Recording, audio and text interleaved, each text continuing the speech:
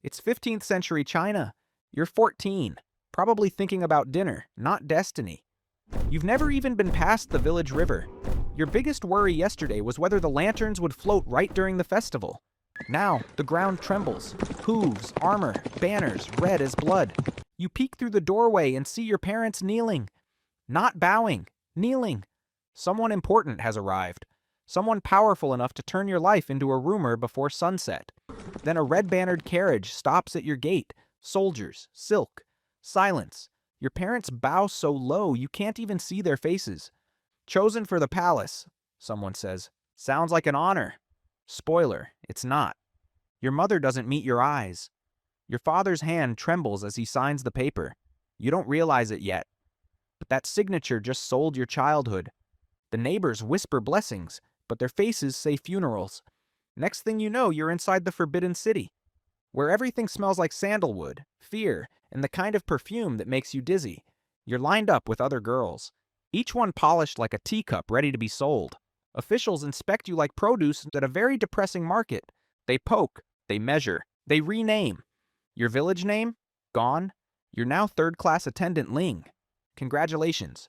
You're government property. They tell you you're lucky, that the palace is paradise. But paradise has curfews, spies, and 1,000 locks. You learn to smile without showing teeth, to bow without losing your spine.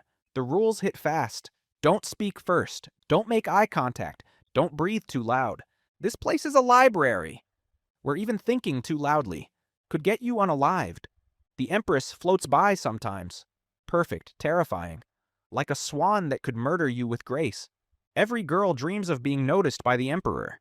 But attention is radiation. It glows, then kills.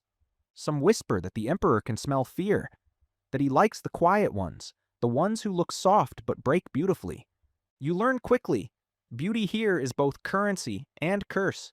The prettier you are, the faster you disappear. Weeks later, your name is called. The emperor has summoned Ling. You're scrubbed, powdered, wrapped in silk so heavy it feels like emotional armor.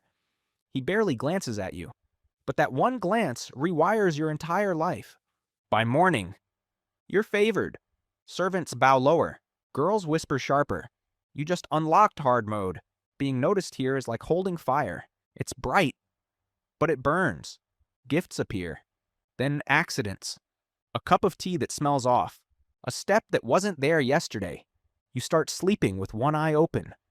Both hands over your food. Even your shadow feels like it's plotting against you. At night, you stare at the moon.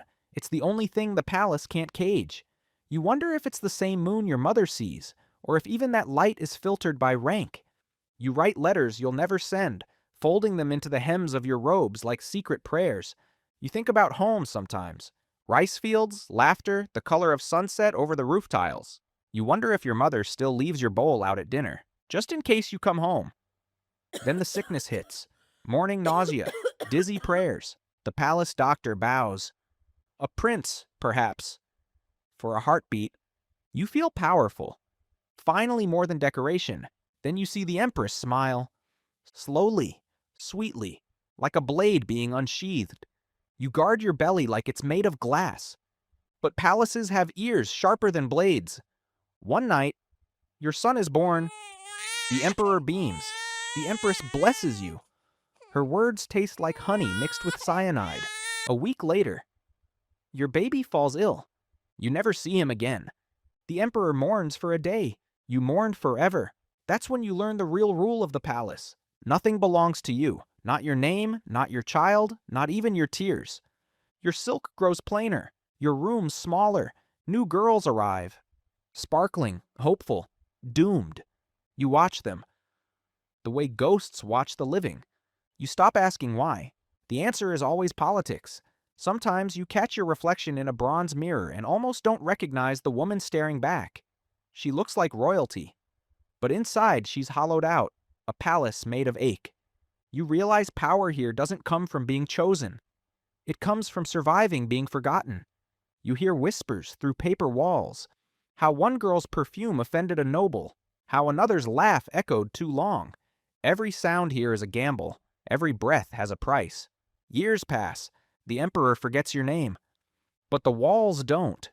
They whisper about new favorites, foreign gifts, old ghosts. You realize this place never needed soldiers.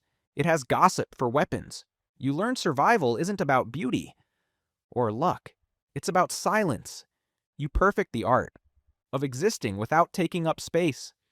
And somehow, that becomes your legacy. Sometimes you dream of running through the courtyard, over the walls, back to the girl you were, the one who thought destiny tasted like rice and river water. But every gate here opens one way. Then one winter morning, you wake to silence, no attendants, no whispers, just wind through paper walls. You realize no one's coming, not for breakfast, not for you. When they finally find you, incense can't hide the truth. Concubine Ling, the records say. Favored briefly by the emperor, mother of a lost prince. One line in history, a lifetime for you. And somewhere in the palace archives, your name fades like ink on silk. But maybe, just maybe, someone will whisper your story again. Not as a tragedy, but as proof that even in a golden cage, you still tried to fly.